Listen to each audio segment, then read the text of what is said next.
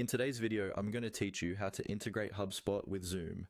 This process is super useful for those who aim to streamline their workflows and improve communication efficiency across platforms. Let's get started. First, let's navigate to your HubSpot account. Once you're logged in, look towards the upper part of your dashboard and find the marketplace icon. It's usually symbolized by a little shop or storefront icon. Go ahead and click on it, and from the drop-down menu, select HubSpot Marketplace. The marketplace is essentially the hub where you can discover tools and integrations to extend the capabilities of HubSpot.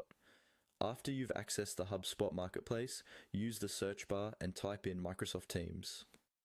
I know Microsoft Teams might seem unrelated to our goal of integrating Zoom, but don't worry, it's just a temporary detour. You see, sometimes there are steps or placeholders in tools that might not always be directly visible from a quick glance, but they are integral to setup processes.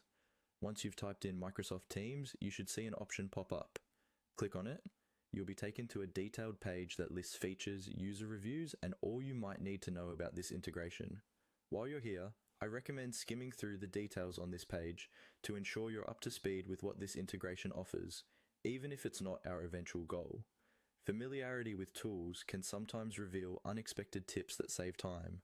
After reviewing, you'll notice an install button on this page. Go ahead and click it. This will start the installation process for the Microsoft Teams integration on your HubSpot platform. You might encounter a pop-up or a prompt asking you to agree to certain terms or permissions. Make sure to read through these terms thoroughly and agree to them to proceed. In case you see another install button post-agreement, click that one as well. Sometimes the system requires a confirmation to ensure everything's running smoothly and that you haven't accidentally clicked away.